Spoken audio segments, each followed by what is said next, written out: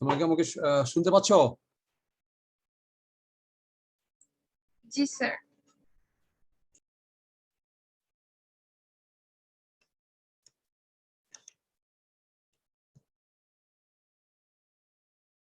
তোমরা কি আমাকে শুনতে পাচ্ছ?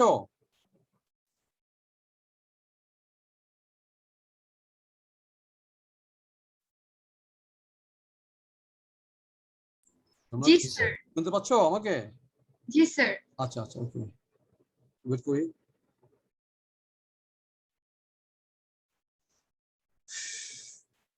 আমরা দেখো শেয়ার স্ট্রিমের উপরে বোধহয় 3টা লেকচার দিয়েছি আমি। হ্যাঁ, আমার estimate ছিল actually I will deliver 8 lectures on shear strength of soils. আমি অলরেডি 3টে লেকচার দিয়েছি, আরো 5টা বাকি আছে। 5টা লেকচারে হয়তো হবে না আমার ধারণা আর কি, হয়তো একটা বেশি লাগতে পারে আর কি।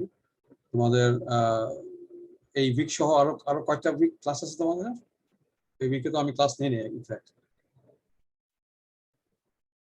তোমাদের এই উইক ছাড়াই মানে আরো কয়টা উইক, আমার কয়টা ক্লাস আছে? স্যার আরো 4টা উইক আছে। মানে এটা সহ মোট কি 8টা ক্লাস নাকি কি বলছো? স্যার 4টা উইক আরো আছে। স্যার এটা 11th উইক, তো আর 4টা উইক বাকি আছে। এটা 11 উইক, মানে আরো ওখানে 8 লেকচার, এখানে আরো 2টা, 10 লেকচার আছে আমার এখন, তাই তো? 10 লেকচার বোধহয় হবে আমার আমার একটা যদি বেশিও লাগে আমি হয়তো এক্সট্রা করবো আর কি, কিন্তু আমি কিন্তু অনেক সময় নিয়ে পড়াচ্ছি আর কি। আচ্ছা, তোমাদের দেখো তোমাদের 60 হয়েছে আর কি। আমরা আমরা শেয়ার স্ট্রেংথ অনেক কিছুই তোমাদের কিন্তু কভার করছি। খুব যদি সামারি করি আর কি, শেয়ার স্ট্রেংথ বের করার তোমার আমরা বেসিক্যালি আমরা চারটা ল্যাবরেটরি টেস্ট নিয়ে আলাপ করবো। একটা হচ্ছে তোমার ডাইরেক্ট শেয়ার টেস্ট, দেন প্রাইশিয়াল কম্প্রেশন টেস্ট, দেন আনকনফাইন্ড কম্প্রেশন টেস্ট। তোমরা করছো আনকনফাইন্ড কম্প্রেশন টেস্ট? করছো না কখনো? করো নাই? হ্যাঁ, আনকনফাইন্ড কম্প্রেশন টেস্ট কি করছো ল্যাবরেটরিতে? তোমাদের করানো হয়েছে? কেউ বলতে পারতেছো না? আনকনফাইন্ড কম্প্রেশন টেস্ট কি তোমরা করছো কিনা? শুনতে পাচ্ছ তো আমাকে? না স্যার, করিনি। করো নাই এখন তো বলবো তোমাকে, এতদিনে আনকনফাইন্ড কম্প্রেশন টেস্ট হয়নি এখনো। Anyway, then field vane shear test, এই চারটা টেস্ট আমরা বেসিক্যালি আমি তোমাদের কভার করবো। There are number of other test, simple shear test, torsion test আছে, যেগুলো অনেক সফটওয়্যার টেস্ট, যেগুলো আমরা পরবর্তীতে তোমরা পড়বে হয়তো মাস্টার্স লেভেলে। আমরা তোমাদের দেখো মোহর কুলম ফিল্ম ক্লাব সম্বন্ধে বলছি। হ্যাঁ, মোহর কুলম ফিল্ম ক্লাব তোমার মোহর সাইকেল এঁকে করতে হয়।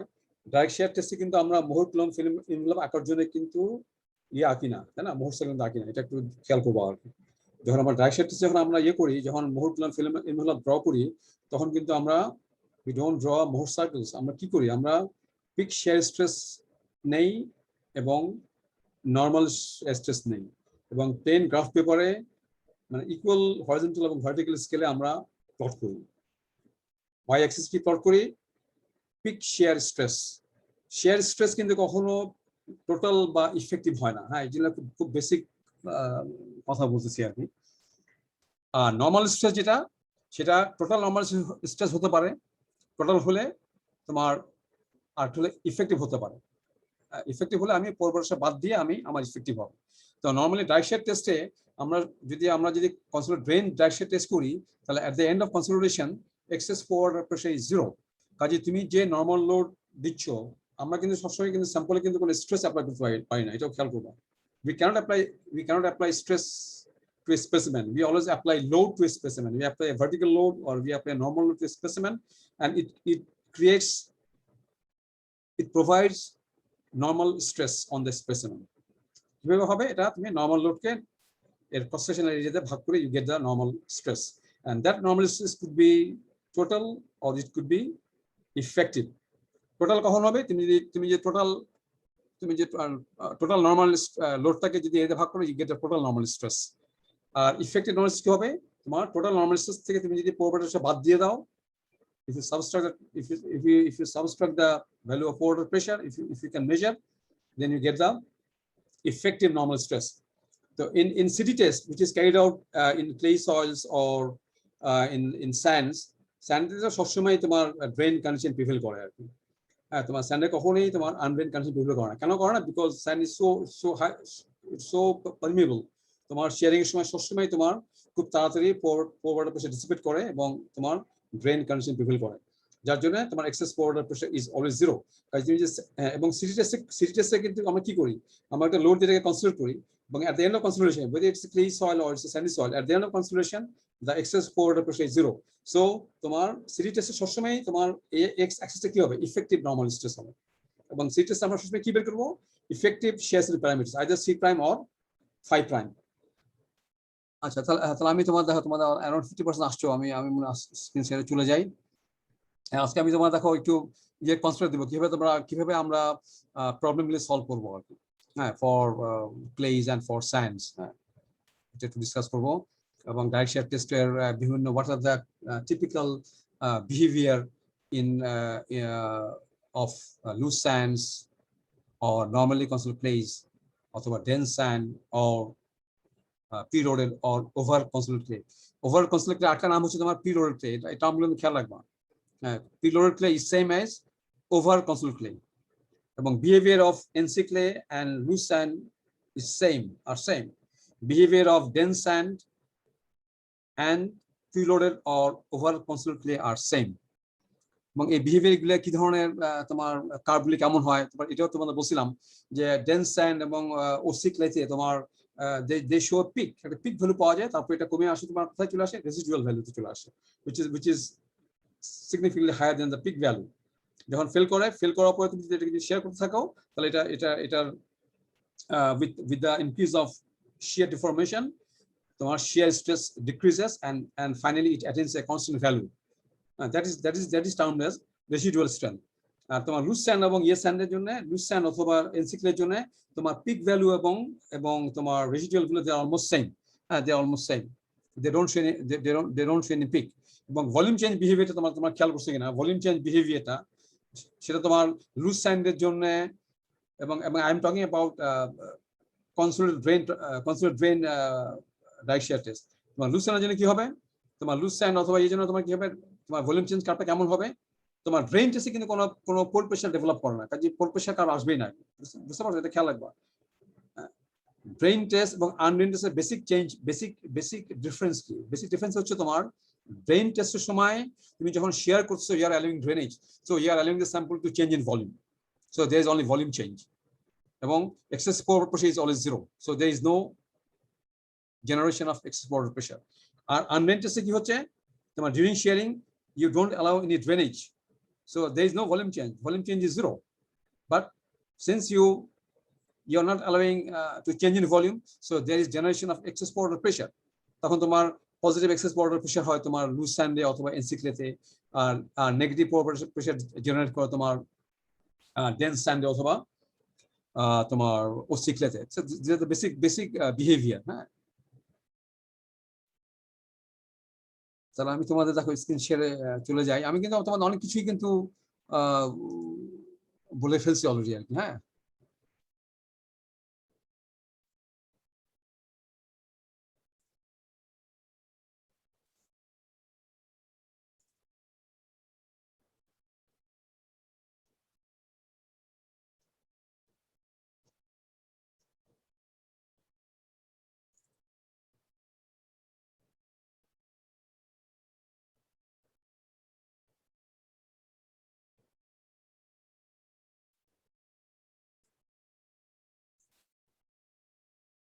আমি কোথায় গিয়ে দেখো করবো, দেখো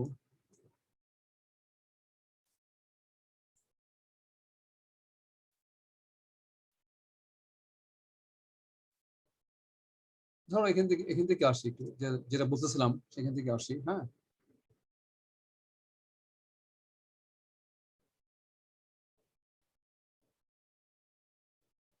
যেটা তোমার বলতেছিলাম, দেখো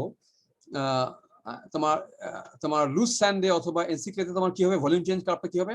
এবং এটা কোন টেস্টের বলো তো বিহেভিয়ার? এটা কোন টেস্টের বিহেভিয়ার? এটা কিন্তু তোমার ফর কনসিডার্ড ড্রেন টেস্ট এবং over considered clay or dense sand. হ্যাঁ, তোমার দেখছো এখানে এটা আমি লাস্ট ক্লাসে বলছিলাম একটু কন্ট্রাকশন হয় দেন expansion or dilation.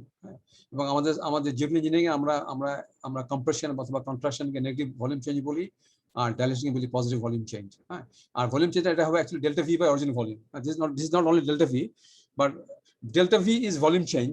But if you say volumetric strain, দেখো আমি কিন্তু এখান থেকে আবার অ্যাক্সিয়াল স্ট্রেন এক জিনিস, শিয়ার স্ট্রেন এক জিনিস। হ্যাঁ, শিয়ার স্ট্রেন মানে কি? শিয়ার ডিফর্মেশনকে তুমি ওই ওই অ্যালং দ্য ডাইরেকশন তুমি যদি লেন্থ দিয়ে ভাগ করো, ইউ গেট শিয়ার স্ট্রেইন। তুমি ভার্টিক্যাল স্ট্রেন কি?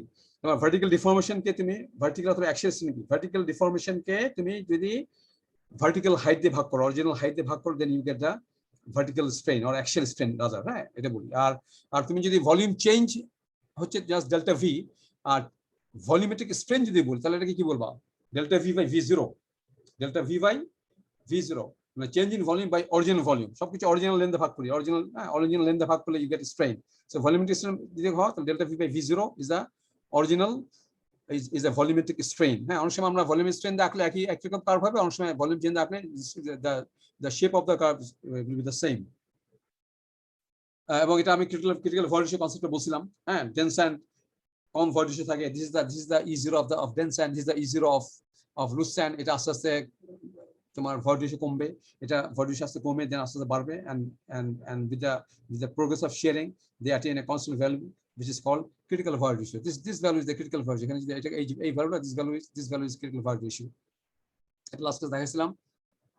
আর এখানে দেখো আমরা এটা কি বের করি, দেখো how do we estimate the value of shear and parameters. তুমি যদি একটা সিটি টেস্ট করো, তাহলে তুমি কি পাবে? আমরা কি করব, আমরা তিনটা, আমি তোমাদের বলেছিলাম আগেই যে তোমার একটা স্যাম্পলের তিনটা স্পেসিমেন আমরা টেস্ট করি, এবং তিনটা স্পেসিমেন তিনটা নরমাল লোড দিয়ে টেস্ট করা হয়। তো তিনটা নরমাল লোড মানে তিনটা নরমাল স্ট্রেস। প্রত্যেকটা নরমাল লোডকে তুমি যদি এরিয়াতে ভাগ করো, you get the corresponding normal stress. ওকে, এবং তুমি প্রথমে আমরা মাঝামাঝি নেই হলো যেটা ফিল্ডে যে এফেক্টিভ স্ট্রেস, সেটাকে আমরা একটা নেই, এবং ফিল্ডে যে এফেক্টিভ ওভারবার্ডেন লোড সেটাকে ধরি একটা, তার অর্ধেক দিয়ে একটা করি, তার ডাবল দিয়ে একটা করি। হ্যাঁ, সে আমি একটা করলাম তোমার 16 কেজি নরমাল লোড দিলাম, একটাকে দিলাম 32 কেজি নরমাল লোড, একটাকে দিলাম 64 কেজি নরমাল লোড। আমার স্পেসিমেন ডাইমেনশন তোমাদেরকে বলি, দেখো আমি আগেই বলে দিচ্ছি। So your specimen dimension is 1 inch high is your specimen, and and we are carrying out test on cylindrical sample, which is a cylindrical shear box, এবং তোমার এটা diameter হচ্ছে তোমার 2.5 inch, which is 63.5 millimeter. 63.5 millimeter is the diameter, and 1 inch, which is 25.4 millimeter is the height of the specimen. তাহলে এখান থেকে তোমার original volume কত হবে তুমি মিলিমিটার স্কয়ার বের করতে পারবা বা মিটার স্কয়ার বের করতে পারবা, তাই না? তোমার এখন তুমি যদি 10 কেজি নরমাল লোড দাও, তাহলে what is the normal stress? এই লোডটা কি? লোডটা সবসময় কিন্তু টোটাল লোড। হ্যাঁ, সো প্রথমে কি আসবে? টোটাল নরমাল স্ট্রেস আসবে। After consideration your pore water pressure is 0, so you get effective normal stress. হ্যাঁ, আমরা কিন্তু কখনোই কোনো ইফেক্টিভ লোড দিতে পারি না, আমরা we always put total load. Total লোডটা কি হবে? টোটাল নরমাল স্ট্রেসের ট্রান্সফার হবে অন দ্য স্পেসিমেন, এবং তুমি ড্রেনেজ অ্যালাউ করলা, সো উইথ টাইম তোমার পোর প্রেসার ডিসিপেট করে গেল, এবং at the end pore pressure is 0। তাহলে effective normal stress কত হবে? total normal stress minus pore water pressure, this is 0. So total normal stress is equal to effective normal stress. So for a CT test, effective normal stress is same as total normal stress. তাহলে সেটা বের করবা কিভাবে? Area দিয়ে ভাগ করবা। তোমাকে যদি বলি, তোমাকে যে জিজ্ঞেস করি যে তুমি যদি 1 কেজি নরমাল লোড দাও, তাহলে তোমার 2.5 ইঞ্চ স্পেসিমেনে কতখানি নরমাল স্ট্রেস ডেভেলপ করবে? হ্যাঁ, তোমাদের আমি এটা বলে দিচ্ছি, তুমি চেক করবা। সো তুমি যদি 1 কেজি লোড দাও অন এ 3.5 ইঞ্চ স্পেসিমেন, এটা তোমাদের প্রবলেম লাগবে, তাহলে তোমার কত হবে? you will generate 3.0967 kilonewton per meter square on your specimen. ঠিক আছে? তাই তোমাকে যে একটা প্রবলেমে তোমাকে যদি নরমাল লোড দিয়ে দেওয়া হয়, তাহলে স্ট্রেট আওয়ে তুমি কি করবা? তোমাকে যদি বলা হয় নরমাল লোড is 9 kg, তাহলে what will be your normal stress on the specimen? কত হবে বলো? হ্যাঁ, তোমাদেরকে এত ক্যালকুলেট করতে হবে না, তোমাদেরকে আমি একটা কনভার্সন ফ্যাক্টর দিয়ে দিলাম যে এটা কার জন্য valid? For a specimen which is 2.5 inch diameter. হ্যাঁ, তার মানে এটা এরিয়া হচ্ছে তোমার 3166.92 মিলিমিটার স্কয়ার। হ্যাঁ, অথবা এটাকে 1000 স্কয়ার দিয়ে ভাগ করলে you get in metre square. হ্যাঁ, কাজে তুমি কেজি থেকে নিউটনে যাও, নিউটন থেকে কিলোনিউটনে যাও, তাকে তুমি মিটার সাথে ভাগ করো, you get 1 kg is equals to 3.0967 এই কনভার্সনটা খেয়াল রাখবো। হ্যাঁ, অনেক কনভার্সন মনে রাখতে হয়। যেমন আমার যদি 1 psi যদি স্ট্রেস হয় সেটা কত কিলোমিটার স্কয়ার? 6 পয়েন্ট, হ্যাঁ কত 1 psi সমান কত? 6.89 কিলোমিটার স্কয়ার। এই কনভার্সনগুলো তোমাদের তো জানার কথা আর কি। হ্যাঁ, 1 psi 1 pound per inch square is 6.89 kilometre square. আমরা খুব কুইকলি চলে যাই। হ্যাঁ, তুমি এটা এখন পাউন্ড থেকে কিলোমিটার নিবা, ইঞ্চ স্কয়ারকে আবার মিটার স্কয়ার নিবা, নিয়ে তারপরে কনভার্ট করবা। So it tax lot of time. হ্যাঁ, কাজে কিছু কনভার্সন খেয়াল রাখতে হবে। তাহলে এটা মনে রাখো, আমাদের প্রবলেমে সরাসরি কি ইউজ করবা? 1 kg of normal load produces 3.0967 kilonewton per meter square normal stress on a 2.5 inch specimen, 2.5 inch diameter specimen. It is a cylindrical specimen. তাহলে তোমার দেখা নরমালি কি হয়, তোমার কি তুমি তিনটা নরমাল স্ট্রেস, আচ্ছা এটা it is very very obvious. তোমার নরমাল স্ট্রেস যত কম হবে তোমার এটা শেয়ারিং লোড পিক লোডটা তত কম হবে। এটা তো অবভিয়াস না? তুমি নরমাল লোড দিছো, তুমি যত বেশি দিবা তোমার তত বেশি লোড লাগবে এটাকে ফেল করানোর জন্য। সো তত বেশি তোমার পিক shear strength হবে। হ্যাঁ, so peak shear strength will increase with the increase of normal load. Peak shear strength will increase with the increase of normal load. কাজে এখানে sigma 1 সবচেয়ে কম, then sigma 2, then sigma 3. So this is the peak, this is the peak, and this is the peak. এখানে pick ভ্যালুগুলো বুঝতেছো? কোনগুলা pick এখানে? এখানে তোমার this is one peak, এটা একটা পিক, এটা একটা পিক, এবং এটা একটা পিক। হ্যাঁ, and this peak will increase with the increase of normal load. তারপর আমরা কি করব? আমরা একটা পেন গ্রাফ পেপার নিব। হ্যাঁ, এবং এই লোডটা এটা কি? এটা শেয়ার ডিসটেন্স ভার্সেস কি? Share stress. একটা পেন গ্রাফ পেপার নিবা, নিয়ে তুমি কি করবা? তুমি কিন্তু ইকুয়ালি ভাগ করবা। তুমি কিন্তু ইকুয়ালি ভাগ করবা একদম। It is very important whenever you are drawing, এটা ইজ ভেরি ইম্পর্টেন্ট কনসেপ্ট। আমাদের গ্র্যাজুয়েট ইঞ্জিনিয়ার বন্ধু এগুলো ভুল করে আর কি। হ্যাঁ, আশ্বাস করে গেছে কিন্তু একটা আঁকতে পারে না ঠিক মতো। এনভেলপ, তুমি যখনই ফ্রেম এনভেলপ আঁকবা, তুমি যখন এর আগে বলে রাখলাম, whenever you draw a Morse circle or whenever you draw a film envelope for a drag shear test, and তোমার x axis এবং y axis, এবং আমরা কি নিয়ে কাজ করব? we'll work with plain craft paper, এবং তুমি সবসময় কিন্তু ইকুয়াল, তুমি তোমার দুই দিকে স্কেল একই রকম হয়। এটা যদি তোমার 10 হয়, এটা যদি 10 হয় তাহলে এটাও 10 হবে। হ্যাঁ, এখানে 10 ঘর যদি 10 হয় তাহলে এখানে 10 ঘর 10 হবে। একদম একদম। সো তোমার মাঝখানে লাইন টানলে it will be a 45 degree line. তাহলে আমরা কি করি? আমরা এই তিনটা পিক নেই, তিনটা পিক বসিয়ে দিই এখানে with a corresponding normal stress. এটা যে না বলা থাকে ধরে নিব total normal stress.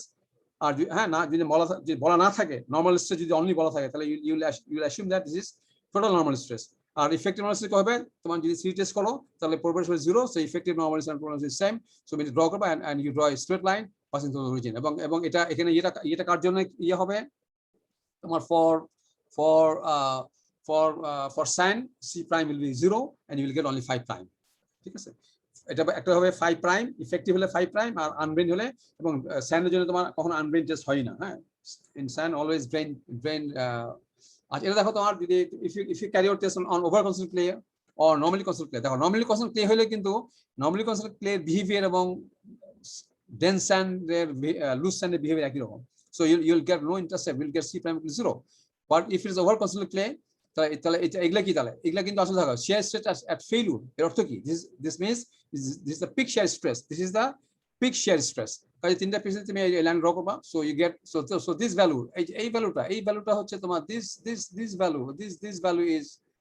value is c prime or cu যদি আনড্রেন টেস্ট করো ক্লেতে, যদি আনড্রেন টেস্ট। বাট ডাইরেক্ট শিয়ার টেস্টে আমরা এখন আনড্রেন টেস্ট কখনোই করি না। হ্যাঁ, ডাইরেক্ট শিয়ার টেস্ট এখন আমরা করি না। সো তাহলে তুমি বুঝলা, তোমার যদি ওভার কনসেন্ট্রেট হয় তাহলে তুমি সি প্রাইম পাবে, 5 প্রাইম পাবে, আর যদি নরমালি কনসেন্ট্রেট হয় তাহলে তুমি সি প্রাইম পাবে না, 0 হবে, similar to sands, but you will get 5 prime. এবং এখানে তুমি দেখো স্লোপটা মোটামুটি এখানে সি প্রাইম পেলে তোমার over concentrate 5 prime will be less than C 5 prime of normally concentrate clay. হ্যাঁ, সো এটা একটু স্টিফ, তাই না? স্লোপটা একটু বেশি, স্লোপটা একটু কম। সো এটা 5 প্রাইম বেশি, এটা 5 প্রাইম কম। এটাকে অলওয়েজ এরকমই হবে যে হ্যাঁ, মোটামুটি। হ্যাঁ, তো হ্যাঁ, ব্রেন টেস্ট তোমার ইফেক্টিভ অ্যাঙ্গুলার ইন্টারফিকশন, তোমার লুজ স্যান্ডের, তোমার যদি ইয়ে করো, তোমার হয়তো দুইটাতে ইফেক্টিভ। হ্যাঁ, একটা হলো তোমার ইয়েতে, একটা হলো ওভার কনসেন্ট্রেট ক্লে, একটা তোমার সি প্রাইম পেলেই তোমার 5টা কমে যাবে, অটোমেটিকলি তোমার কমে যাবে। হ্যাঁ, whenever you are getting a value of effective cohesion, then your value of effective angular friction will reduce, will always reduce compared with the effective angular friction of a loose sand or encyclade. So this is you get an idea about the values of 5' for non-plastic silty sand, uniform sand, rounded, vulgar sand, angular, sandy gravel. হ্যাঁ দেখতেছো যে loose হলে কম হবে, dense হলে বেশি হবে। So this is the guideline. হ্যাঁ তুমি আমি যেটা ডিজাইন করতেছি সে আমার হাতে টেস্ট না করে আমি I can assume that loose sand হলে তোমার these are the values, 27 to 30, এখানে 30 34, 27 30, এখানে স্যান্ডের মধ্যে দেখো যদি রাউন্ডেড স্যান্ড হয় তার ফাই নিশ্চয়ই একটা angular soil which is angular particles, which is vulgar sand, তাহলে তোমার definitely তোমার এটার angular interflation will be less than that for angular particles. Sandy gravel-এরও অনেক বেশি হবে। স্যার যদি স্যার 5' টা 27 এর চেয়ে কম হয় স্যার, আমার ডাইরেক্ট শেয়ার টেস্টে স্যার 5' টা স্যার আসতে 22 পারে, তোমার আসছিল। অনেক লুজ হলে আসতে পারে, এটা একটা গাইডলাইন। লুজ স্যান্ডে তোমার এরকম ভ্যালু হবে। হ্যাঁ তাহলে অনেক বেশি লুজ, ভেরি লুজ স্যান্ড, তাহলে তুমি হয়তো 20 30 20 25 পেতে পারো। Thank you sir. Loose, very loose এর তো ডেফিনিশন আছে, depending on the SPT value, এটা তো পরে জানবা আরো। How do you define loose? Relative density কত? রিলেটিভ ডেনসিটি তোমরা জানো, হ্যাঁ how do you define relative density? হ্যাঁ তোমার ইম্প্যাক্ট মিনিমাম জানলে, বডি শেপ জানলে you know the value of relative density. একটা লুজ স্যান্ডের রিলেটিভ ডেনসিটি কত? It's only 30%। একটা ডেন্স স্যান্ডের রিলেটিভ ডেনসিটি কত? It's more than is around 70 to 80%. একটা very dense and relative density কত? is more than 85%. Relative density জানো না? তোমার গামা দিয়ে কিভাবে বের করে? Gamma minimum, gamma D minimum লাগে, গামা ডি ম্যাক্সিমাম লাগে, আর গামা ডি ফিল্ড লাগে, তাই না? তো ল্যাবরেটরি যেটা করছো সেটা কি গামা ডি ফিল্ড। তুমি একই স্কেলে যদি gamma D minimum maximum laboratory বের করতে পারো, so you know the value of the relative density of your specimen. But তোমাকে কি জানতে হবে? You have to know the values of gamma D minimum and gamma D max, এটা জানতে হবে। জি স্যার। আর এখানে এটা একটা this is also guideline, it's some curves. তুমি যদি ড্রাই ডেনসিটি জানো in metre cube, dry density জানলে তুমি অ্যাঙ্গুলার ইন্টেন্সিটি বের করতে পারবা, এবং ইউ ক্যান এবং depending on the different types of sand, SP, SW, vulgar sand, SP is polygon sand, vulgar gravel, polygon gravel. আমি যে কোনো একটা কার্ভ নেই, ধরো আমি ধরো আমি এস্টিমেট করতে যাচ্ছি, আমার কোনো রাইট টেস্ট রেজাল্ট নাই, so I want to estimate the sand is vulgar sand for example, এবং আমি এটার মনে করো তোমার 20 is a gamma d, তাহলে তোমার 20 থেকে তুমি এখানে যদি যাও GP তে যাও, তাহলে তুমি এটা this is your the value of angle of internal friction, effective, এবং তখন তোমার এটা কত হবে, রিলেটিভ কত হবে দেখো, এটা 100%, এটা 75%, তো 75% একটু বেশি, তাই না? তুমি যদি 21 এ চলে যাও, দেখো তুমি একই কার্ভে যদি 21 এ চলে যাও বা এর মাঝামাঝি একটা ভ্যালু যাও, তাহলে দেখো তুমি এখানে যাচ্ছ, তাহলে এখানে রিলেটিভ কত বলো দেখি, এই পয়েন্টে এখানে রিলেটিভ কত? তোমার এই কার্ভটা কার? 75%, এটা কার? 100%, তাহলে এটা কত হবে? অ্যারাউন্ড say 90% বা সামথিং লাইক দ্যাট, এর মাঝামাঝি। এই যে হরিজন্টাল লাইন, সেগুলো কি ইন্ডিকেট করছে? এই যে ইনক্লাইন লাইনগুলো, সেগুলো কি? Relative density. রিলেটিভ ডেনসিটি, হ্যাঁ। কাজে তুমি একই সাথে তুমি রিলেটিভ ডেনসিটি তুমি বের করে ফেলতে পারছো। তুমি একটা এমএল একটা ক্লে সয়েল টেস্ট করতে, তোমার এটা রিলেটিভ ডেনসিটি, এটা গামা ডি মনে করি 15, তাহলে তোমার এটা অ্যাঙ্গুলার ইন্টেন্সিটি কত হচ্ছে? 35, এবং এটা রিলেটিভ ডেনসিটি কত? সে অ্যারাউন্ড 75 থেকে 100% মধ্যে। তো এটা একটা চার্ট, এই চার্ট দিয়ে তুমি কি করতে পারবা? You can estimate the values of, আমরা অনেক সময় চার্ট ইউজ করি, তোমার খুব ভেরি খুব কুইকলি আমার দরকার, আমি ডিজাইন করতেছি, আমার টেস্ট করার সময় নাই, আমার খুব আর্জেন্ট, তাহলে তুমি এই ধরনের চার্ট ইউজ করে you can estimate the values of effective angular friction knowing the value of dry density, এবং সেখান থেকে তুমি কিন্তু you will have a idea about the relative density as well. R share box এগুলা বলছি তোমার, এগুলা আচ্ছা এখানে অ্যাডভান্টেজ দেখো, অ্যাডভান্টেজটা কি? সিম্পল এন্ড চিপ, এবং simple preparation is very easy for dry sand and saturated sand. Sample থেকে যেহেতু খুব কম, ইজ অনলি 1 ইঞ্চ। নরমালি তোমার আমরা যখন ট্রায়াক্সিয়াল টেস্ট করি, আমার স্যাম্পল হাইট কত? Is 3 inch. এখানে আমার sample height is only 1 inch, ডায়ামিটারটা বেশি। ট্রায়াক্সিয়াল টেস্ট, আনকনফাইন্ড কম্প্রেশন টেস্টে তোমার স্যাম্পলের height is normally 2 times the diameter. Height to diameter ratio is 2. Height বেশি, স্যাম্পলের ডায়ামিটার কম, সিলিন্ডার স্পেসিমেন। আর ড্রাই স্যান্ড উল্টা, তোমার ডায়ামিটার বেশি, হাইট কম। হ্যাঁ, এখানে তোমার diameter is 2.5 times the height of the specimen. So sample thickness is very small. So and as such তোমার খুব quick তোমার কি হয়, খুব ড্রেনেজ হয় এবং খুব rapid dissipation of excess pore blood pressure হয়। হ্যাঁ, তো এটা একটা সুবিধা আর কি তোমার। হ্যাঁ, এবং এটা এগুলোই মোটামুটি সুবিধা, বাট মানে ডাইরেক্ট শেয়ার টেস্টে মেরিটসই কম বাট ডিমেরিটসই বেশি। হ্যাঁ, এবং খুব simple, it's very chip test এবং তুমি খুব কুইকলি টেস্ট করতে পারো। Sample preparation is also easy for sands and for dry sands and saturated sands. তুমি যদি এবং এখানে আরো একটা অ্যাডভান্টেজ আছে যে তোমার shear stress এবং normal stress খুব ডাইরেক্টলি মেজার করতে পারো। You know the value of shear force, you know the value of normal load, so quickly you can get the values of shear force and normal stress at failure. এবং তুমি এখানে normal লোডটাকে তুমি constant ধরে রাখতে পারো during sharing. এবং তোমার in case of cohesionless sand, in case of cohesionless soils, for gravel sands, তুমি এটা drain test খুব তাড়াতাড়ি করা যায় within a very short period of time, এবং ভলিউম চেঞ্জ মেজার করা যায় easily, but if there is arrangement for volume change. Normally volume change আমরা কিন্তু করতে পারি না, there is no arrangement for volume change in direct shear test. Reversible এবং direct share টেস্টে আমরা রেসিডুয়াল স্ট্রেংথ বের করতে পারি, অনেকক্ষণ পর্যন্ত আমরা এটাকে শেয়ার করতে পারি, তার জন্য তুমি রেসিডুয়াল ভ্যালুটা বের করতে পারো আর কি। আর ডিসঅ্যাডভান্টেজ অনেক বেশি। একটা মেজর ডিসঅ্যাডভান্টেজ হচ্ছে যে তুমি এটাকে একদম you are compelling your specimen to fail along the predetermined failure plan. এই জিনিসটা কি তোমাদের ক্লিয়ার হয়েছে? দেখো, ওখানে স্পেসিমেন অর্ধেক কিন্তু উপরে থাকে আর নিচে থাকে অর্ধেক। সো এটা যখন শেয়ার করে তখন কিন্তু এটা কি করে, তোমার উপরের পোর্শনটুকু তোমার laterally slide করে relative to the lower half of the specimen. So তোমার যে failure plane is horizontal failure plane, it's horizontal failure plane, এবং এটা failure plane কোথায়, ঠিক মাঝখানে, স্যাম্পলের মাঝখানে। So the failure plane is predetermined.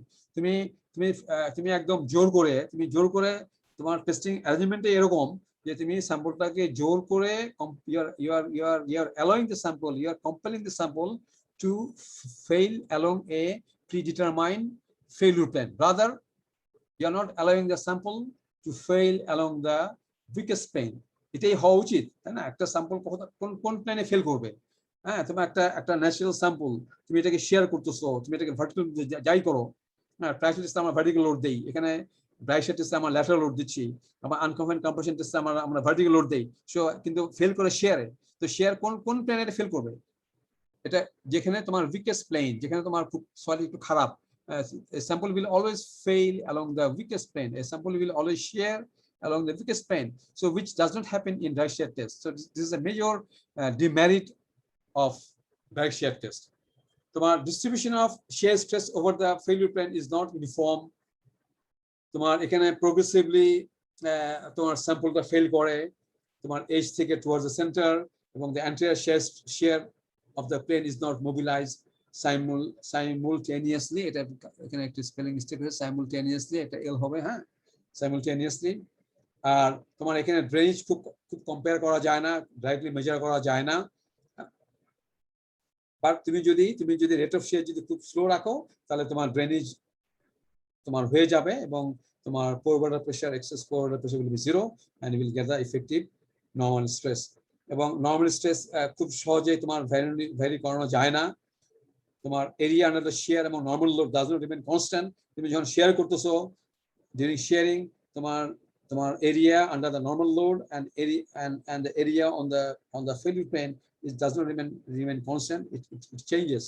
এবং এখানে একটা disadvantage হচ্ছে, because you are carrying out your test in a shear box, so the walls of the shear box they impose lateral stresses on the edges of the sample.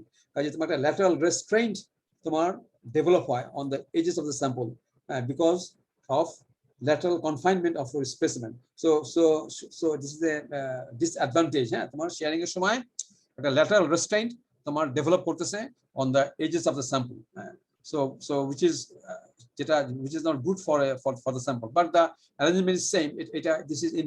It's an inherent demerit of the test. হ্যাঁ, তোমার এটা বিকাশ প্ল্যানে fail করবে না, তুমি এটাকে জোর করে একটা প্রিডিটারমাইন্ড ফেল প্ল্যান তুমি এটাকে ফেল করাচ্ছ।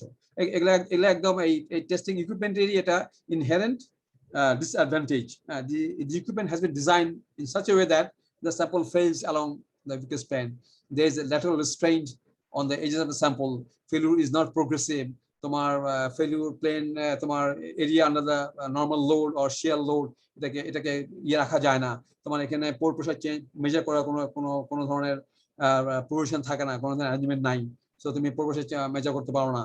হ্যাঁ, কাজে তোমার খুব স্লো করতে হবে। যদি ক্লে সয়েল হয় তোমাকে খুব স্লোলি শেয়ার করতে হবে, সো দ্যাট ইউ অ্যাসিউম যে during shearing excess pore pressure 0, but you can't measure your pore pressure. আমরা ধরে নিচ্ছি যে you are shearing the sample at such a slow rate that there is no development or generation of excess water pressure. So during sharing, your excess water pressure is 0. So the total normal is always effective normal stress. তোমার এখানে এটা তোমার BM দাসের বই থেকে নেওয়া হয়েছে। তুমি দেখো এই কার্ভটা ভেরি, তোমার দেখো এটা কার জন্য, এটা কার জন্য ডেন্স স্যান্ড, এবং তোমার এই জিনিসটা এটা কার, এটা এই বিহেভিয়ারটা কার, এই বিহেভিয়ারটা কার, this is for dense sand or console clay. এই বিহেভিয়ারটা কার জন্য, এই বিহেভিয়ারটা কার জন্য, this behaviour is for what, for loose sand or. এগুলা কোয়ালিটি কার বাকি দেওয়া হয়, কোয়ালিটি কার বাকি দেওয়া মানে তুমি যা খুশি আঁকবা তা না কিন্তু আসে। ইঞ্জিনিয়ারিং পড়তে আসছো আর কি, তুমি যা খুশি একটা অনেক I used to give a lot of curves, quality curves আমি আঁকো। হ্যাঁ, আমি দেখতে যাই your concept clear আছে না, ওই যা জানাতো না আঁকলে কিন্তু হবে না। You draw neatly the following qualitative curves, মানে তোমাকে একদম নিটলি আঁকতে হবে। এটা আমরা আগে ডিসকাস করছি, দেখছো এটা কার জন্য, দেখছো চেঞ্জ ইন হাইট। দেখো চেঞ্জ ইন হাইটটা কি, তোমার ল্যাটারাল রেস্ট্রেইন, কাজে তোমার স্যাম্পলের মধ্যে কি হচ্ছে, খালি ভার্টিক্যাল চেঞ্জ হচ্ছে, তাই না? ল্যাটারাল তো কোনো হচ্ছে না, কাজে ভলিউম চেঞ্জটা কি হবে, change in height by original height is the volumetric delta v by delta h is delta v. কেন? Because area remains constant during sharing, তাই না? is same, তোমার lateral constant তো, কাজে cosine is remains the same। কাজে অনেক সময় বলা হয় চেঞ্জ ইন হাইট, অনেক সময় বলা হয় চেঞ্জ ইন ভলিউম, অনেক সময় বলা হয় volumetric strength, they are all same, বুঝতে পারছো? এই কনসেপ্ট না ক্লিয়ার করবা। রেসিডুয়াল শিয়ার স্ট্রেংথ থেকে আলটিমেট শিয়ার স্ট্রেংথ, হ্যাঁ, ফর লুজ স্যান্ড যেটা সেম। আমি তো বলছি যে আলটিমেট শেয়ার স্ট্রেংথ এবং recent share strength they are same term, আমরা একই ভাবে বুঝি অনেক সময়, but this is applicable for what, loose sand, for loose sand or NC clay। for loose sand and NC clay আমরা কোনো পিক বলি না, আমরা বলি আইদার বলি আলটিমেট অথবা রেসিডুয়াল। হ্যাঁ, the same, almost same। আর পিক আর রেসিডুয়াল বলি শুধুমাত্র ডেন্স স্যান্ডের জন্য এবং ওসি ক্লের জন্য বলি। আর তুমি দেখছো, দেখো এটা দেখো, this is positive, this is negative, this is positive, and this is negative volume change, this is positive volume। এটা আমি আগে দেখিয়েছি তোমাদের। এটা খুব সিম্পল, লুজ স্যান্ডে পিক আসে আসে, এবং এই জিনিসটা ইজ ইম্পর্টেন্ট যে সিগমা ইকুয়াল সিগমা প্রাইম, এটা কখন হবে, যখন ড্রাই স্যান্ড অথবা স্যাচুরেট স্যান্ড তোমার এক্সেস পাওয়ার 0 এবং সি প্রাইম তোমার 0 হবে। হ্যাঁ, আমার ফিরে যায় এটা, এবং এটা তোমার একটা ড্রাই স্যান্ডের, তুমি যে এখানে কয়টা টেস্ট করছো বলো দেখি, এখানে how many specimens have been tested বলো দেখি এই ফিগার থেকে। এটা কি বলো, এই লাইনটা কি, এই লাইনটা কি বলো বলো দেখি, এই লাইনটাকে কি বলবে, এই লাইনটাকে কি বলবে বলো দেখি, what is the terminology of this line? এটা কি, failure envelope, is the failure envelope, this is a Mohr Coulomb failure envelope, or Mohr failure envelope for dry sand in a city test। এখানে কয়টা specimen test করছো বলো দেখি, কি মনে হয় তোমার ছবি থেকে, কি মনে হয় তোমার ফিগার থেকে, কি মনে হয় কয়টা স্পেসিমেন টেস্ট করেছে? হ্যাঁ, তুমি শিওর যে কয়টা স্পেসিমেন টেস্ট করেছে বলো দেখি। এখানে নরমালি আমরা কয়টা স্পেসিমেন টেস্ট করি? আমাদের 3টা করে, 3টা, ইউজুয়াল প্র্যাকটিস 3, এখানে 5টা স্পেসিমেন টেস্ট করছে, এবং you get a very well defined straight line passing through the origin, your c prime is 0 and you have got only 5 prime, এবং 5টা কত হবে, তুমি এটা স্লোপ, হ্যাঁ, যে কোনো জায়গায় টাউ বাই কি হবে, টাউ বাই সিগমা, তাই না? এটা যদি 5 বের করতে চাও তাহলে কি করবা, এটা স্লোপ বের করবা। এই স্লোপের ভ্যালু কত, tan ইনভার্স কত, টাউ বাই সি, ডিফারেন্স তাই না, difference in normal in shear stress, difference in normal stress. তুমি পুরো ভ্যালু নিয়ে কাজ করতে পারো, তুমি এখান থেকে একটু নিয়ে কাজ করতে পারো, 0 বাস এই ভ্যালুটা, হ্যাঁ এই ভ্যালুটা কত, এখানে ধরো এটা এটা মনে করো 101 170, আর এটা এটা কত, হ্যাঁ এটা মনে করো সে 160, তাহলে কত, এটা কত হবে, হ্যাঁ কত হবে, ভ্যালু কত হবে বলো, tau equal to sigma tan phi, তাই না, তাহলে tan phi equal to tau by sigma, phi equal to tan inverse tau by sigma, তাহলে এটা কত হবে 170 by 180 হবে around, so which is around say 40 degree 43 degree, হ্যাঁ ক্লিয়ার হয়েছে না, এগুলো তো আমাদের প্রবলেম কিন্তু পরীক্ষায় দেই কিন্তু আমি, বুঝতে পারছো, হ্যাঁ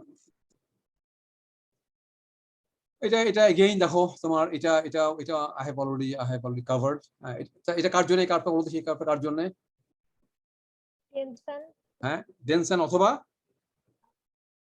ওসিক্লে, আর এটা এই কার্ভটা কার জন্য বলতে, এই কার্ভটা কার জন্য, নরমালি কনসিডার্ড ক্লে, এবং এটা এটা কি, এটা পিকের জন্য যা হবে রেসিডুয়াল জন্য তাই হবে, মোটামুটি একই রকম হবে, ঠিক আছে, পিক এবং রেসিডুয়াল জন্য একই হবে।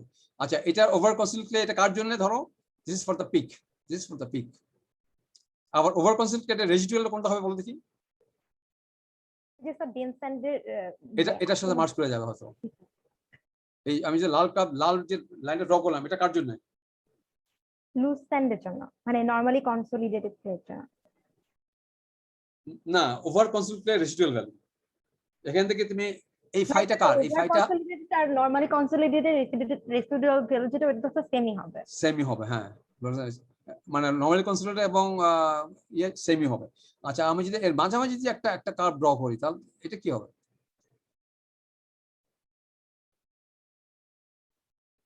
হ্যাঁ বলবো কি এটা এটা কি হতে পারে, রেসিডুয়াল ভ্যালু, এটা তোমাদের আমি তোমাদের এটা এটা একটু চিন্তা করে দিলাম, হ্যাঁ so I give a question mark here,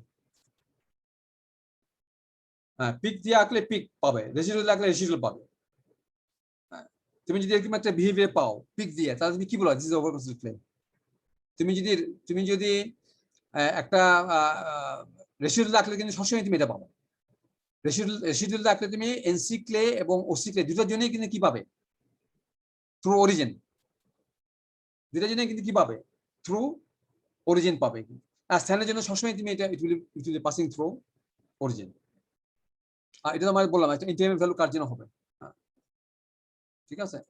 আচ্ছা এখন যাও, এখন নেক্সট, আচ্ছা একটা প্রবলেম যাই দেখো, হ্যাঁ ছোট একটা প্রবলেম যাই তোমাদের ইয়ার প্রবলেমই, এখানে এখানে চারটা টেস্ট করছে, নরমাল লোড বলতেছে তোমার 150, আর পিক লোড বলতেছে ইন নিউটন, আর রেসিডুয়াল লোড বলছে, so this are the data you are supplied, তোমার স্যাম্পল ডায়ামিটার কত বলছে 50 মিলিমিটার, কত কয় ইঞ্চি, অ্যাপ্রক্সিমেটলি 2 ইঞ্চি, 2 আর ইঞ্চি স্পেল হাইট কত 1 ইঞ্চি 1 ইঞ্চি। আচ্ছা এখন দেখো, এখন তুমি তাহলে তোমাকে বলা হয়েছে তুমি এই একটা টেস্ট করছো কোন টেস্ট স্যাম্পলের উপরে, তুমি এটা পিক ভ্যালু অফ, তুমি এটার শেয়ার স্ট্রেন্থ প্যারামিটার বের করো with respect to peak value and with respect to residual value. Residual value দিয়ে যদি তুমি যদি molecular film আঁকো তাহলে কি তুমি C prime পাবে, না স্যার ওই পাবে দিকে না, যাবে জিরো, এটা কিন্তু এই কনসেপ্টটা তুমি ক্লিয়ার রাখবা। আর তুমি যদি আলটিমেটলি তুমি যদি আঁকো তারপর তুমি যদি একটা C prime পাও তাহলে তোমার তোমার তোমার what will be your conclusion, এই সয়েলটা কি normal NC clay or OC clay, হ্যাঁ OC clay, ঠিক আছে। তুমি পিক দিয়ে আঁকলা, পিক দিয়ে তুমি ফিল্ম আঁকলা, একে তুমি কি পেলা, তুমি C prime পেলা 5 prime পেলা, তাহলে what will be your conclusion regarding the stress history of the sample, the soil is over concentrated. আমি অবশ্যই এটা দিয়ে বলে দিলাম, একটা ছোট একটা কমেন্ট বললাম যে you comment on the stress history of the sample, তাহলে তোমার what will be your answer, your answer will be যদি C prime 5 prime পাও, your answer will be the clay sample is over concentrated। আর তুমি যদি pick দিয়ে আঁকলে, pick দিয়ে একে তুমি কি পেলা, তুমি শুধু 5 prime পেলা, the soil is clay, এটা কিন্তু বলে দেওয়া আছে the soil is clay, I am working with a clay soil, the soil is clay, হ্যাঁ তুমি পিক দিয়ে একে তুমি কি পেলা, শুধু 5 prime পেলা, C prime 0 পেলা, then what will be your conclusion, normally considered. the soil is normally consideration। আচ্ছা আর রেসিডুয়াল রাখলে তোমার এটা NC clay হোক OC clay হোক সবসময় কি 0 zero. সবসময় 0, সবসময় 0। তাহলে এটা তোমার এখানে এঁকেছে, এখন তুমি এটা এই ক্যালকুলেশন করতে পারবে না, এই ভ্যালুগুলা এখানে এরা যে করছে নরমাল স্ট্রেস কি করবা, এরিয়াতে ভাগ করবা, তাই তো। তো এখানে দেওয়া আছে নিউটন, নিউটন থেকে কিলোমিটার নিয়ে তুমি এরিয়া দেওয়া আছে মিলিমিটার মিটার, এটা থেকে মিটার স্কয়ার বের করে you get the peak shear stress, you get the you get a normal stress, you get the peak shear stress, and you get the residual shear stress and you get the residual shear stress corresponding to the normal stress. হ্যাঁ, ঠিক আছে। এই যে এখানে force থেকে residual stress বের করছে, আর peak load থেকে যে দেওয়া আছে 157 থেকে এটা বের করছে। তো তো নরমালি আমি যেটা বলি কি স্টুডেন্টদেরকে, যে তোমার যদি লোড যে নিউটনে থাকে আর যদি এরিয়া যদি ডাইমেনশনে মিলিমিটার থাকে, so you get the value of newton per millimetre square. এটার ইয়ে কত হবে দেখো, π/4 ইনটু 25 স্কয়ার, তাই না? সো ইওর এরিয়া ইজ 490.87, ঠিক আছে। ওরা আবার মিটার স্কয়ার বের করছে কিলোমিটার হিসাবে। হ্যাঁ, সো ইওর এরিয়া ইজ 490.87, ভুল করলাম নাকি? Diameter ও 50, আমি তো 50 ধরছি, সরি। হ্যাঁ, শিফট আমি হিসাব করে দেখতেছি, দাও, ইনটু 50 স্কয়ার। হ্যাঁ, so your area is 1963.5 approximately 1963.495.5 millimetre square, ঠিক আছে। আর তোমার লোড কত আছে 150, আমি একটা তোমাদের খালি চেক করে দেখাচ্ছি। দেখো লোড আমি কিন্তু 150 ইনটু রেখে দিচ্ছি, ঠিক আছে। তাহলে এটাকে ইনভার্স করে ইনটু 150 করলাম, তাহলে কি হলো তোমার, কিসে বের হলো এটা বলো দেখি, কিসে বের হলো? Newton per millimeter square. Millimetre square, which is same as 1 megapascal, 1 mega newton per millimeter square। এই কনভার্সন তো জানো নাকি? এটা তো আমরা Yes, sir. জি স্যার বলি, প্যারিস পড়াশোনায় বলি। হ্যাঁ, 1 newton per millimeter square is 1 megapascal or 1 mega newton per meter square। তাহলে এটাকে কি করবে, এটাকে সিম্পলি এটাকে কি করবে, এটাকে 1000 দিয়ে গুণ করবা। সো 76.4, দেখো ওরা পাইছে কিন্তু 76.4, ঠিক আছে। কিন্তু ওরা এরিয়া নিয়ে গেছে একটা ছোট ছোট ইয়েতে, এগুলা আমার কাছে তো ক্লামজি মনে হয় আর কি। আমি হলে এটাকে just newton by metre square করে আমি 1000 দিয়ে গুণ করে দিলাম, straight I write down the ইয়ে, ঠিক আছে। সো তোমরা এভাবে তুমি আরেকটা চেক করো, ধরো 550 ইজ ইওর নরমাল স্ট্রেস, ঠিক আছে।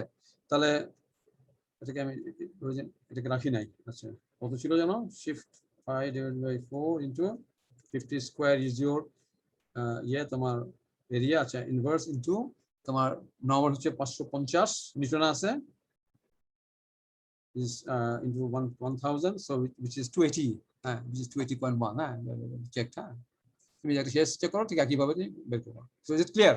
তারপর তুমি কি করবা, you take a plain graph paper, plain graph paper নিয়ে তুমি দেখো ইকুয়াল স্কেল, দেখছো এখানে 50 চলটুকু, এখানে 50 চলটুকু, হরিজন্টাল স্কেল এবং ভার্টিক্যাল সেম, এবং এখানে সিডি টেস্ট করছে, যার জন্য ইফেক্টিভ নরমাল স্কেল বলতেছে, ঠিক আছে। ইফেক্ট কেন বলতেছে, because your at the end of consolidation your pore pressure is 0, so your effective is equals to total stress। তাহলে তুমি এটা ড্র করতে দেখছো, এইগুলা পাইছে কি সুন্দর, তোমার 4টা এক্সপ্রেশন টেস্ট করছে কিন্তু দেখো, আমরা কিন্তু নরমালি 4টা করব না, তোমাকে আমি 3টা এক্সপ্রেশন দেব, ইভেন 2টা দিয়েও টেস্ট করতে পারো। সো 4টা এক্সপ্রেশন কি সুন্দর একটা দেখো, you get straight line, this is actual testing. এবং সেখান থেকে তুমি দেখো সি প্রাইম পাশে কত, দেখো this is 40, this is your C prime, তাই না, this is your C prime. আর 5 প্রাইম কত পাইছে এখান থেকে 27 ডিগ্রি। সো তাহলে তুমি তোমার what is the stress history of your space sample, বলো দেখি। এটা কার জন্য, এটা কার জন্য হয়েছে, Over consolidate. এটা কার জন্য, এটা কি রেসিডুয়াল লাগছে নাকি পিক দিয়ে আসছে? স্যার পিক দিয়ে আসছে Peak দিয়ে আসছে, sir. C prime. তাহলে তোমার স্যাম্পল টাইপটা কি, স্ট্রেস হিস্ট্রিটা কি? আর যদি ডেন্স হলো তাহলে কি সি প্রাইম পাইতে নাকি? না দেখো বাবা, ডেন্স হলে কিন্তু সি প্রাইম ইজ অলওয়েজ 0। আচ্ছা, আর এটা কি দেখছে, So residual. Residual. কাজে তুমি রেসিডুয়াল দিয়ে তুমি একে কিন্তু you cannot predict on the stress history of the sample, কেন করতে পারবো না? Because both for normally constituted clay and preloaded clay or virgin clay C prime is 0, ঠিক আছে। রেসিডুয়াল রাখলে কিন্তু তুমি কিন্তু রেসিডুয়াল রেখে কিন্তু you cannot conclude whether your sample is preloaded or over consolidated, কাজে তোমাকে or normally consolidated, তোমাকে এটা দেখে কি বুঝতে পারবে এটা তো residual value phi r residual, এটা থেকে বুঝতে পারবে এটা কি নরমালি লোডেড নাকি প্রিলোডেড? না স্যার। Sir. আর এই কার্ভটা যদি এখানে শিফট করতো, এই কার্ভটা যদি এখানে শিফট করতো, তাহলে কি হতো, এই কার্ভটা যদি এখানে শিফট করতো তাহলে কি হতো, পিক ভ্যালুটা, হ্যাঁ তখন কি হবে তোমার এখানে আসবে, মাঝামাঝি আসবে, তাই না? নর্মালি কনসোলের জন্য তোমার পিক ভ্যালুতে আঁকলে হয়তো স্লাইটলি বেশি হবে, যেটা আমি তোমাদের বলতে চাচ্ছিলাম, স্লাইটলি বেশি হবে রেসিডুয়াল চেয়ে, স্লাইটলি বেশি হবে যে নর্মালি কনসোল তাই দেখলে। শিফট করাতে কি বললেন বুঝি নাই। না, যদি এটা যদি এখানে হতো আর কি, হ্যাঁ, তাহলে তোমার কি হতো, আমার যদি এটা যদি এনসিক্লে হতো, তাহলে হয়তো আমার এই ভ্যালুটা রেসিডুয়ালের সমান হতো অথবা তার চেয়ে একটু বেশি হতো। আর তোমার পিক ভ্যালুটা নর্মালি কনসোল ক্লের জন্য পিক ভ্যালুটা রেসিডুয়াল ভ্যালুর চেয়ে আলটিমেট ভ্যালুর চেয়ে সামান্য বেশি, যদি আমরা পিক বলি না আর কি, যদি আমরা পিক আমরা বলি না আর কি। তাহলে এই পার্টিকুলার টেস্টটা তোমার কি হচ্ছে আমাদের, এটা কি ধরনের সয়েল, কি ধরনের ক্লে, এটা বলো তো এদিকে, এই পার্টিকুলার টেস্টটা কি ধরনের ক্লে, এটা কি ধরনের clay? OC claim OC clay. এবং এটা পিক ভ্যালু কত, পিক 5 প্রাইম কত, 27 ডিগ্রি, রেসিডুয়াল 5 প্রাইম কত, 14.6 ডিগ্রি, এটা সি প্রাইম কত, 40 40 আর সি প্রাইম রেসিডুয়াল জন্য সি প্রাইম ইজ অলওয়েজ 0। এখানে দেখো আমি কয়েকটা অ্যাকচুয়াল টেস্টিং এর একটা দুইটা ফর আনডিস্টার্ব প্লে, এগুলো অ্যাকচুয়ালি বিএনএস মংলার টেস্ট, কিছু খুব রিসেন্টলি টেস্ট করা এটা আমার। সেগুলি দেখো, এখানে নর্মালি আমরা কি আঁকি, দেখো আমরা কিন্তু নর্মালি এই তোমার share stress versus share displacement curve আঁকি ফর 3টা নর্মাল স্ট্রেসের জন্য। তারপর সেখান থেকে পিক ভ্যালুগুলো নিয়ে আমরা কি আঁকি, এখানে পিক ভ্যালুগুলো মোটামুটি একই রকম, দেখছে, সেখানে পিক ভ্যালুগুলো নিয়ে এখানে খুব কিন্তু পিক কিন্তু শো করে নাই, but even C prime is খুব অল্প সি প্রাইম দেখাচ্ছে আর কি, হ্যাঁ, খুব প্রোনাউন্স পিক নাই, but this are OC clay, but over consumer ratio is very low. That's why they do not show any pronounced peak value. তো এখানে তোমার দুইটা আনডিস্টার্ব প্লে আছে, এটা একটা আনডিস্টার্ব প্লে, এটা একটা আনডিস্টার্ব প্লে, আর দুইটা আছে তোমার sir screen share tense. Maybe of হয়ে গেছে। হ্যাঁ স্যার না স্যার স্ক্রিন দেখা শেয়ার যাচ্ছে, দেখা যাচ্ছে না। তোমার স্ক্রিন দেখা যাচ্ছে না? হ্যাঁ বলো। স্যার আমি বের হয়ে আরেকবার ঢুকতেছি। না, তোমরা কি দেখতে পাচ্ছ না আমার স্ক্রিন? হ্যাঁ স্যার দেখা জি, স্যার। যাচ্ছে। এখানে 4টা রেজাল্ট দেওয়া আছে, হ্যাঁ, এবং তোমার এখানে আলটিমেটলি আমরা কি বের করছি বলো দেখি, আগের প্রবলেমের মধ্যে আলটিমেটলি কি বের করছি, 5 প্রাইম এবং সি প্রাইম বের করছি for play soil undisturbed play কিন্তু। এবং এখানে কয়টা টেস্ট করা হয়েছে বলো দেখি, কয়টা স্পেসিফিক টেস্ট করা হয়েছে? 3টা নরমাল লোড দেওয়া হয়েছে। নরমাল লোডগুলি কত স্ট্রেসগুলি কত 27.87, 55.74, তাহলে কত কেজি নরমাল লোড দিছিলাম, এটা কি বের করতে বলতে পারবে আমাকে কুইকলি কো? তোমাদের কিন্তু আমি আগেই বলছিলাম যে 1 কেজি কত প্রোভাইড করে, এটা স্পেসিফিক দেওয়া আছে না, যে কত নরমাল লোড ছিল, ওয়াটার কারেন্ট কত ছিল, হ্যাঁ, এত ডিটেইল লাগবে না, অ্যাটলিস্ট নরমাল স্ট্রেসটা 27.87, তাহলে কি 27.87 ডিভাইড বাই 3.09, কত বলছিলাম, 3.0967, তাহলে কত, তাহলে 9 কেজি দিছিলাম লোড, নরমাল লোড, ঠিক আছে। আর সেকেন্ডে কত দিছিলাম, 18 কেজি, ডাবল, তারপরে ডাবল, তাহলে 18 into 2, তাহলে কত, 36 কেজি। তাহলে ফার্স্ট এস্টিমেশন কত কেজি টেস্ট করছে বলো দেখি? তোমাদের কিন্তু আমি নরমাল লোড দিয়ে দিতে পারি, রাদার নরমাল লোড দিয়ে দিলাম ইন কেজি, তাহলে সেখান থেকে কিসে যাবে, নরমাল স্ট্রেসে যাবে ইন কিলোমিটার স্কয়ার, তাহলে কেজি থেকে স্ট্রেসে কিভাবে যাবে, ফর এই স্যাম্পলের ডায়ামিটার কত, 2.5 ইঞ্চি। 2.5 ইঞ্চি, হ্যাঁ, এটা কিন্তু 2.5 ইঞ্চি, আগের টেস্টে কত ছিল, 2 ইঞ্চি। আমাদের যে ল্যাবে যে শেয়ার বক্স, সেটা কিন্তু 2.5 inch diameter, that is a circular share box, not a square share box. Square share box is আরো ইজি, তোমার জাস্ট স্কয়ার 2 ইঞ্চি স্কয়ার বা 4 ইঞ্চি স্কয়ার ইজ দ্য এরিয়া, হ্যাঁ। তাহলে বুঝতে পারছো, এটা 9 কেজি, 18 কেজি,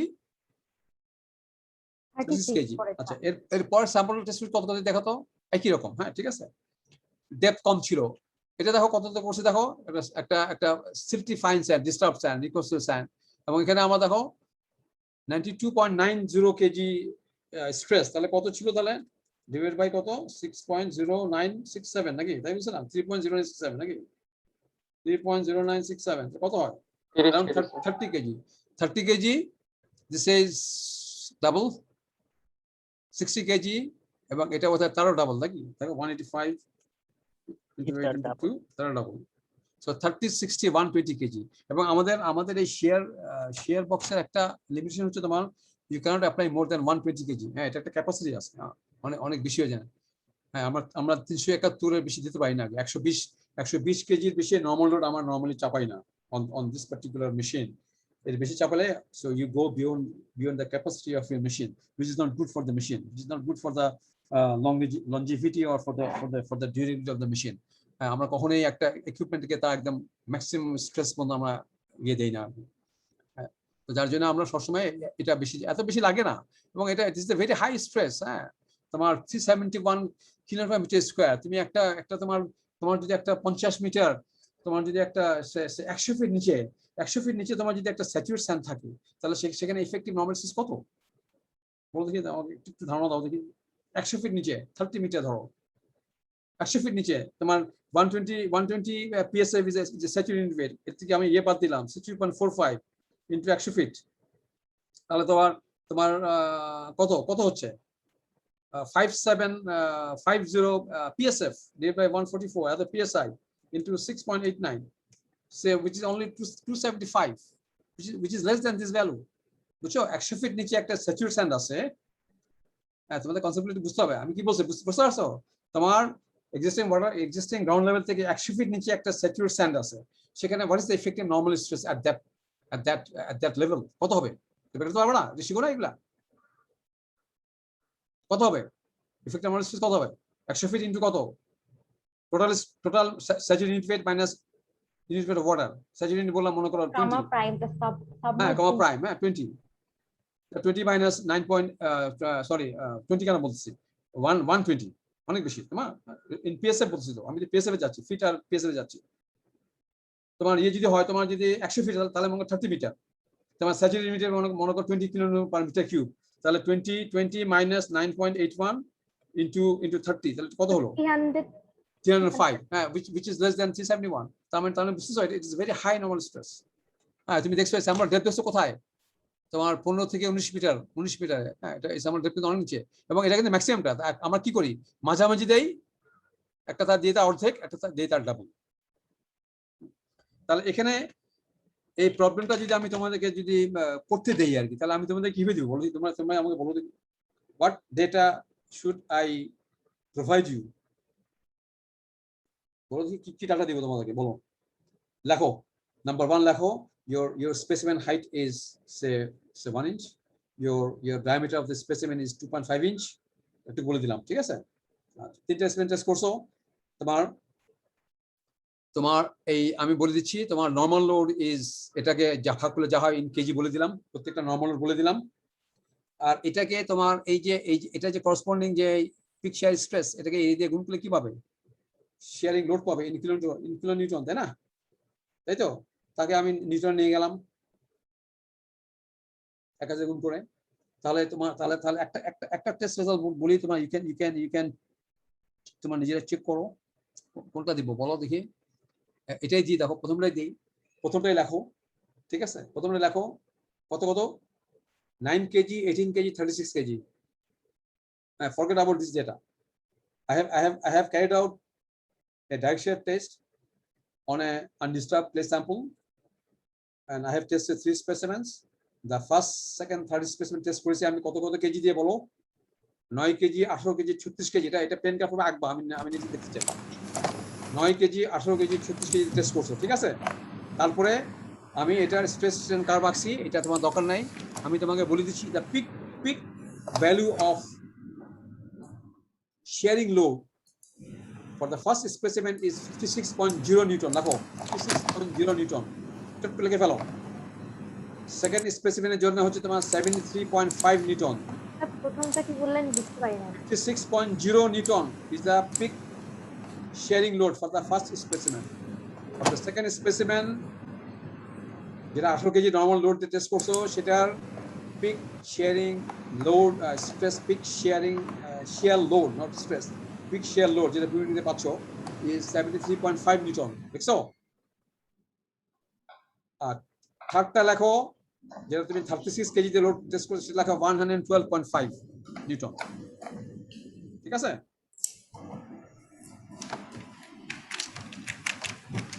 কি লেখছো বলো, প্রথম লেখছো কত 7.69, সেকেন্ডে কত লেখছো, সেকেন্ডে কত লেখছো 73.5, থার্ডটা কত লিখছো? তারপর 112.5 5 plus 8. So these are data you are supplied. এখন তুমি এটা ফিল্ম এনভেলপ আঁকবে এবং তুমি আমাকে বলবে যে এটা what are the values of the effective parameters in the city test and you comment on the express history. Results কিন্তু সব দেওয়াই আছে. So you check with that value. তুমি C prime পাবে around 10, 5 prime পাবে peak value পাবে 13.6. So we are dealing only with peak value. Then ratio value 9. সেকেন্ডটা লিখে ফেলো চট করে, সেকেন্ড টেস্টটা লিখে ফেলো। সেম নর্মাল লোড, খালি পিক ভ্যালুগুলো এখানে বেশি নিচ্ছে। পিক ভ্যালুগুলো দেখো কত আমি বলে দিচ্ছি। দেখো প্রথমটা লেখো 78.9 newton peak shearing load. First specimen 78.9 newton, second specimen is 131.3 newton, third specimen is 242.9 newton. লিখছো তোমরা সবাই? কজন আছো? 127 জন, বেশিরভাগই তো নাই।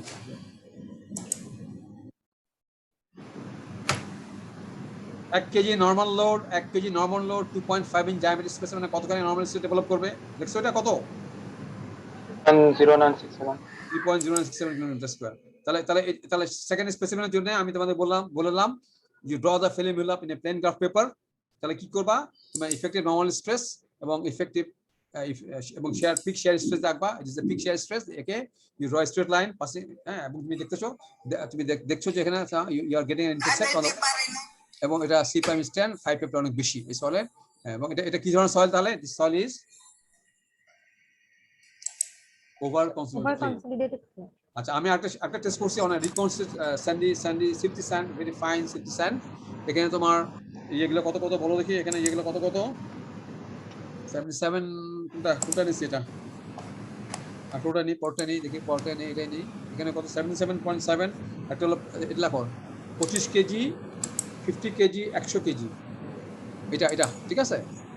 25 স্যাম্পলের জন্য দিচ্ছেন? হ্যাঁ, এটা একটা silty fine sand sample. Normal লোডগুলো হচ্ছে কত 25 কেজি, 50 কেজি এন্ড 100 কেজি, ঠিক আছে। তাহলে তোমার স্ট্রেসগুলো হবে 77.42। দেখো ডাবল, সব ডাবল হচ্ছে না? ডাবল হ্যাঁ, ডাবল হয়ে যাচ্ছে। আচ্ছা, আর লোডগুলো রাখো। হ্যাঁ, আর তোমার পিক লোডটা রাখো। স্যান্ডের পিক লোড রাখো 186.4, 346.3 for the second specimen, and for the third specimen 778.1. দেখো লিখতে পারছো না? লিখতে পারছো? আরেকবার বলবেন? প্রথম স্পেসিমেনে নরমাল লোড কত বলছি? 25 কেজি। সেকেন্ড কত? 50 কেজি। থার্ড কত? 100 কেজি। প্রথমটার পিক শেয়ার লোড কত? 186.4। সেকেন্ডের জন্য কত বলছে? 46.3। আর থার্ডের জন্য কত বলছে? 778.1 নিউটন। এগুলো সব নিউটন। হ্যাঁ স্যার, এটা নরমাল লোডটা কত মানে নরমালি কেজিতে কত বলছিলেন? 100 কেজি, সব ডাবল হয়ে যাচ্ছে 25, 50, 100। আচ্ছা, হ্যাঁ, আমরা তো অর্ধেক করি তার ডাবল করি, তাই না? তাহলে ডাবল হয়ে যাবে। তাহলে এটা তোমার এটা কত পাবে? সি প্রাইম 0 পাবে এবং 5 কত পাবে? 37.4। এটা তোমার নিজে ক্যালকুলেট করে চেক করো। আর যেটা এর আগের স্পেসিমেনটা, এটা কত বলছিলাম? 92.9 দিছিলাম নাকি? 92.9 মানে কত? 30 কেজি, 60 কেজি, 120 কেজি। দেখো চট লিখে ফেলো। এটা 30 কেজি, 60 কেজি, 120 কেজি। এখানে সবচেয়ে বেশি, এটাই সবচেয়ে বেশি ডেপথ। দেখছো? 30 কেজি, 60 কেজি, 120 কেজি। হ্যাঁ স্যার। আর পিক ভ্যালু গুলো কত? পিক শেয়ারিং লোড গুলো কত ইন নিউটন? দেখো 236.3, 474.1 আর 952.2। স্যার আরেকবার বলবেন? আচ্ছা বলি, আবার শুনো তোমরা। 236.3, হ্যাঁ, 236.3। সেকেন্ড হচ্ছে 474.1, 474.1। আর থার্ড স্পিড হচ্ছে তোমার 952.2, 952.2, all in Newton.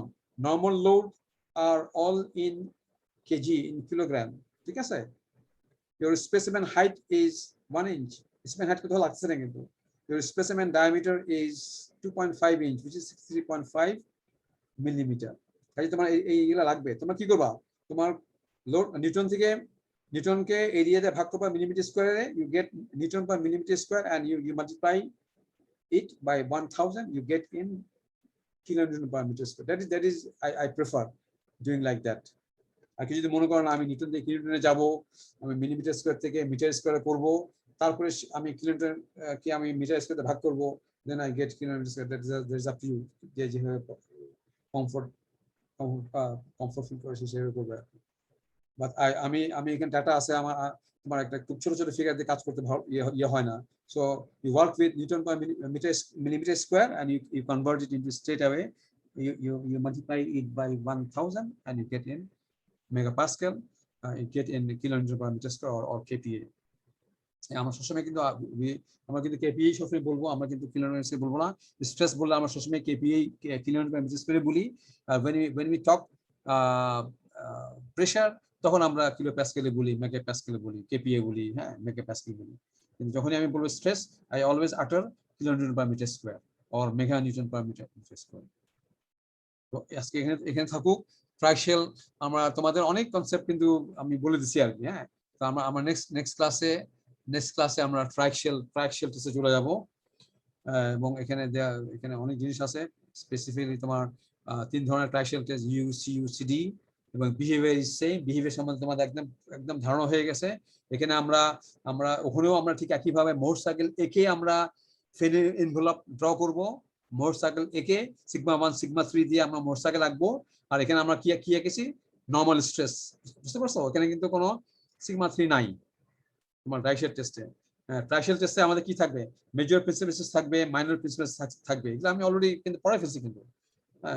তোমার what is the relation তোমার Mohr Coulomb failure criteria in terms of principal stresses. হ্যাঁ, কাজে তুমি মোহর সার্কেল একেও করতে পারো, অথবা তুমি অ্যানালিটিক্যালি তুমি সিগমা 1 সিগমা 3 যে ইকুয়েশন আছে সেটা দিয়েও তুমি C5 বের করতে পারো, অথবা তুমি গ্রাফিক্যালি মোহর সার্কেল একে বের করতে পারো। তোমাকে যেভাবে বলা হবে তুমি সেভাবে করবা।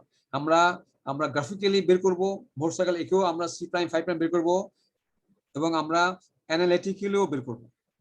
আমরা দুটাই দেখবো। এবং আমার একটা প্রবলেম শিট আছে, particularly on fractional testing, এবং সেখানে you have a number of problems, এবং সেখান থেকে তোমাদের পরীক্ষা দেখবা তোমাদের প্রবলেমস, তোমার গ্রাফিক্যাল প্রবলেম থাকতে পারে। আমি তোমাদের খুব সম্ভবত তোমাদের যদি অ্যাসাইনমেন্ট দিই, আমি তোমাদের দিয়ে দেবো একদম কার্ভ এঁকে তুমি মোহর সার্কেল এঁকে বের করবা। হ্যাঁ, তোমার ফ্র্যাকচার টেস্টে তুমি ফিল্ম ল্যাব এঁকে করবা, এবং মোহর সার্কেল তোমাকে কিসে আঁকতে হবে, ইন প্লেন গ্রাফ পেপার, এবং ভার্টিক্যাল স্কেল এবং হরিজন্টাল স্কেল তোমাকে একই স্কেল চুজ করতে হবে। তাহলে কি হবে, কেন একই স্কেল চুজ করতে বলো দেখি? What is the reason why do you choose the same scale in the horizontal direction and vertical direction? X axis and y axis তুমি একই স্কেল কেন চুজ করো?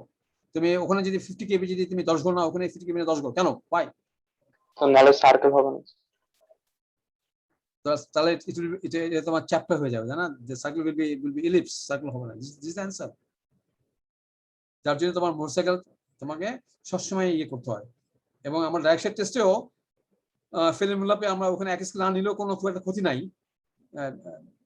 there is not much harm, কিন্তু but basically আমরা direction টেস্টেও আমি তুমি দেখো, আমি যেগুলো লিখেছি তুমি দেখো, I have chosen the same scale on vertical and horizontal direction, দেখছো? একই 25 একদম একই স্কেল আছে। হ্যাঁ, এগুলো অরিজিন সফটওয়্যার আঁকা। হ্যাঁ, এগুলো তো কাজেই আমরা কিন্তু ট্রাইশেল টেস্টিং এর বিহেভিয়ার অনেক কিছুই তোমরা জেনে গেছো আর কি। তো আমি হয়তো 4টা ক্লাস দিলাম, তো আমি হয়তো খুব কুইকলি হয়তো ইয়ে করতে পারবো আর কি। স্পেশালি তোমার 3 ধরনের test, U, C, U, C, D, এগুলা বিহেভিয়ার, এগুলার example of different type of test. হ্যাঁ, এগুলা আসবে ছোট ছোট প্রশ্ন। আমি কিন্তু সবসময় পরীক্ষায় ছোট ছোট প্রশ্ন দেবো, হ্যাঁ, বড় প্রশ্ন না কিন্তু। এবং there will be number of problems, হ্যাঁ, there will be number of problems, এবং তোমাদের ইয়েও যা অ্যাসেস করা হবে তোমরা কনসেপ্টগুলো ক্লিয়ার কিনা, তোমাদের কোয়ালিটি আর কার বাড়তে দেওয়া হবে। আর তোমাদের একটা অ্যাসাইনমেন্ট বোধহয় প্রফেসর ইয়াসিন নিচে একটা ক্লাস টেস্ট নিয়েছে, আমি একটা ক্লাস নিয়েছি, তো 3টা তো শেষ হয়ে গেল। প্রফেসর ইয়াসিন কি একটা ক্লাস নিয়েছে তোমাদের? তার ডেট দিয়েছেন এখনো না। আচ্ছা, তাহলে একটা ক্লাস টেস্ট উনি নিবে, তাহলে কয়টা হয়? 4টা হয়ে যায়, তাই? আর আমি একটা অ্যাসাইনমেন্ট দেবো অন ফ্র্যাকশনাল, আমি একটা অ্যাসাইনমেন্ট দেবো, এবং that will B a very short term assignment, খুব লং টার্ম না, আজকে দিব কালকে দিবা এরকম অ্যাসাইনমেন্ট দিব, বুঝতে পারছো? স্যার আপনি আরো একটা ক্লাস টেস্ট নিলে আমার জন্য ভালো হয় স্যার। ক্লাস টেস্ট আর নিব না, ক্লাস টেস্ট তো অ্যাসাইনমেন্ট দিতে সুবিধা হবে নাকি? ক্লাস টেস্ট আমি নিতে পারি, if you prefer I can take class test, no problem. Sir একটা ক্লাস টেস্ট অথবা একটা অ্যাসাইনমেন্ট অথবা দুটো অ্যাসাইনমেন্ট। না আমি আর একটার বেশি যাব না, পাঁচটা rather be confine to five test, 4 ক্রেডিটে 4+1, this is the minimum requirement, but ইচ্ছা করলে বেশি নিতে পারে, কিন্তু আমার আর বেশি নেওয়ার সময় নাই। আমি একটাই নিব, যদি ইয়াসিন যদি আরো একটা নিতে পারে তাহলে 4টা, ইয়াসিন যদি নিতে পারে তাহলে ইয়াসিন, আর যদি খুব যদি ইয়ে হয় আমরা 6টা নিতে পারি, স্যার 3টা নেবেন আপনি স্যার, তাহলে একটা নিলে ভালো হয়। তাহলে আমি একটা অ্যাসাইনমেন্ট একটা ক্লাস যদি সম্ভব হয় আগে, but I am not sure bus. Okay So I want to fulfill the minimum requirements at least, so that I will not in trouble. আমি যদি বিপদ না পড়ি। So will আমি পাঁচটা নিব। So in that case will be comfortable. G sir. আমাদের যেটা নিয়ম যে n+1 is the minimum requirement, আমরা পাঁচটা তো নিবই, এর বেশি যদি সময় নিব না হয় নিব না।